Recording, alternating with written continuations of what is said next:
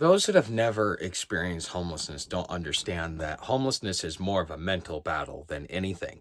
So, what we're going to do today is I'm going to go over 5 ways that you can prepare mentally to be homeless. First way to be able to prepare mentally for homelessness is to realize that you are the problem. Whether it be through personality or through economics, you put a lot of strain on relationships because you were trying to keep your head above water, you were trying to maintain the status quo, you were trying to do what you were told that you're supposed to do in society, which is pay rent, pay bills, and all this other stuff. But what happens when you lose a job? What happens when things go south for you? Now, all of a sudden, you're putting all this strain on other people to be able to help you.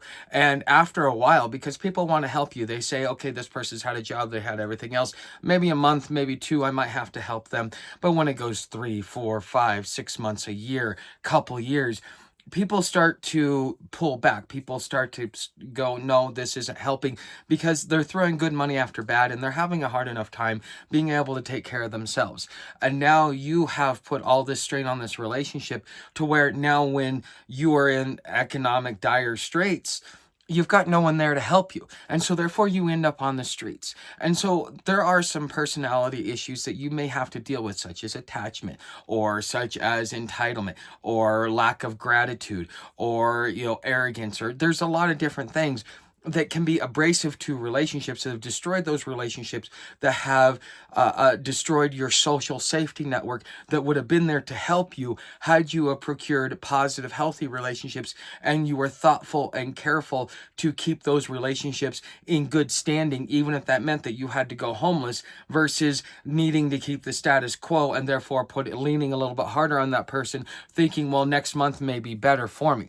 Okay, so you are the problem. You are what put you here because of the decisions in which you made. The second realization that you need to come to if you're going to prepare mentally to be homeless is that it's socially acceptable to intimidate, harass, and mess with the homeless. And, back in the day, the homeless had a little bit of rights, and they were given at least some form of credibility when they would say something. But the way that everything has changed, the way that society's attitude has changed towards the homeless, is that if you defend yourself in any which way, you are still the one that's in the wrong, even though you are not the antagonist.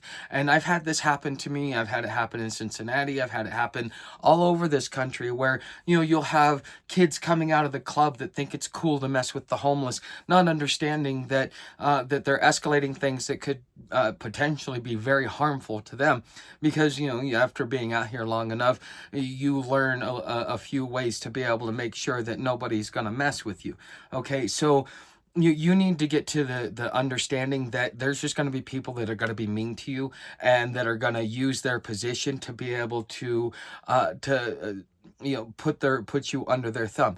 There are also a lot of people out there who are themselves in dire straits, on the edge of being homeless, that in order to make themselves feel better, in order to make sure that they don't feel like, hey, they're not at rock bottom, they want to go out and they want to talk crap about the homeless. They want to intimidate and harass the homeless, because it makes them feel good about themselves, because at least I'm not that lazy bum. And so therefore they become self-justified in the way in which they treat the homeless, and therefore this is something that you're going to have to be prepared for mentally. Number 3, another way to prepare for homelessness mentally is to realize that nobody is there to help you.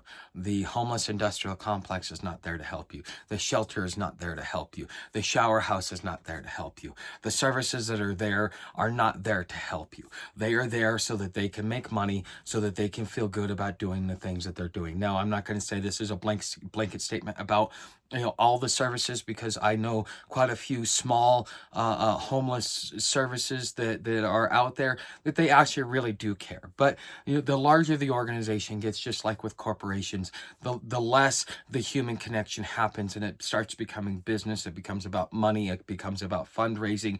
And so therefore all you are is a dollar to them.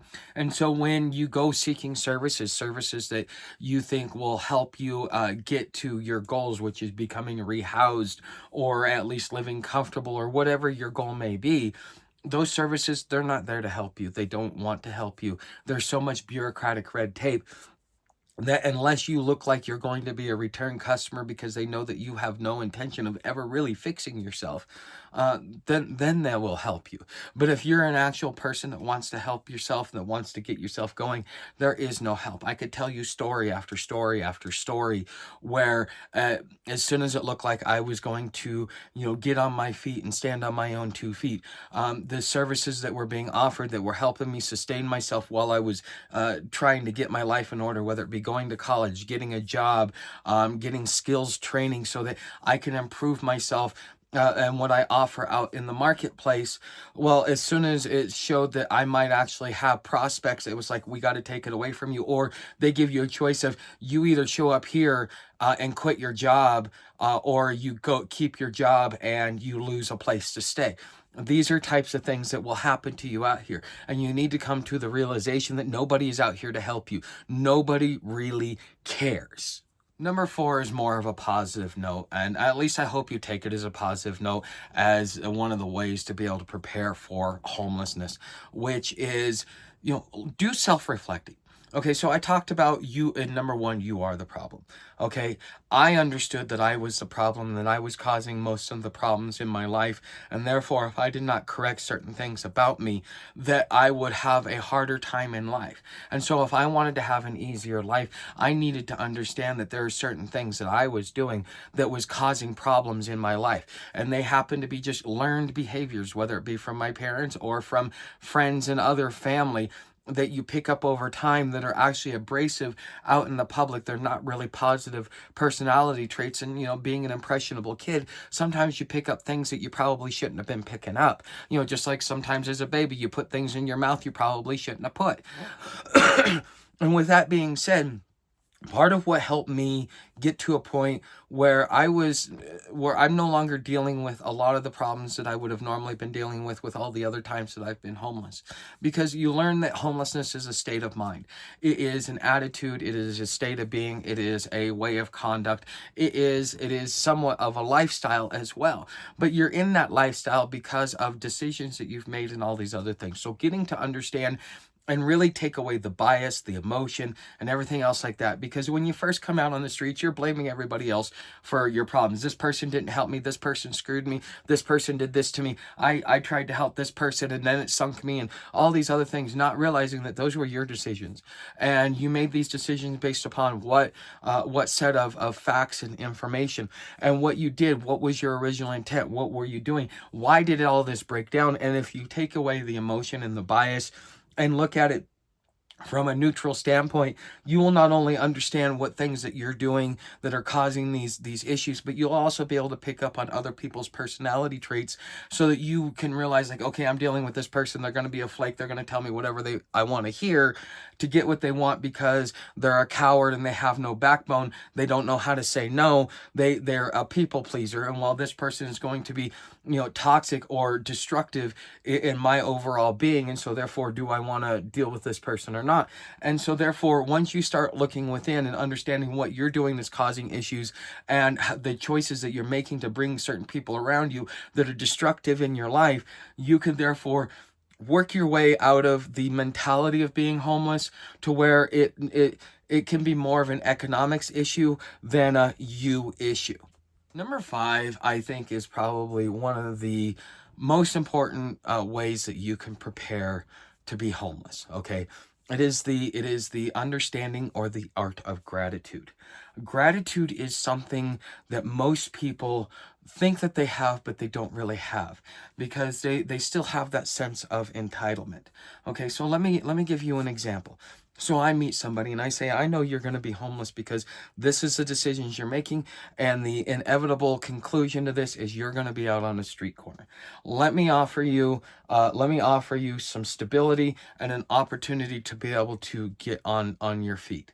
Well, this person, thinking that society owed this to them, now all of a sudden wants to sit there and take the charity and tell you how bad of a person you are, and all these other different things.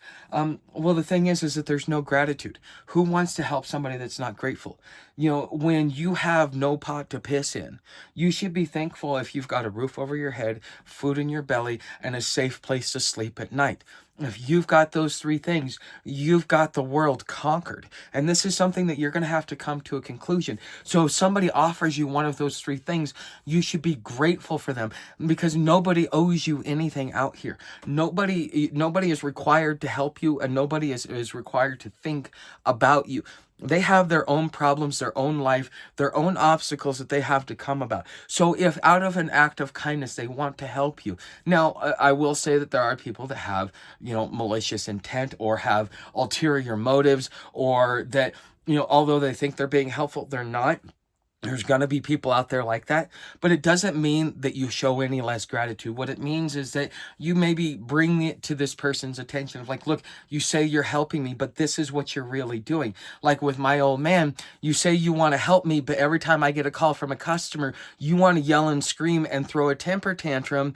And so now I just lost a client instead of being able to get stability and income coming in.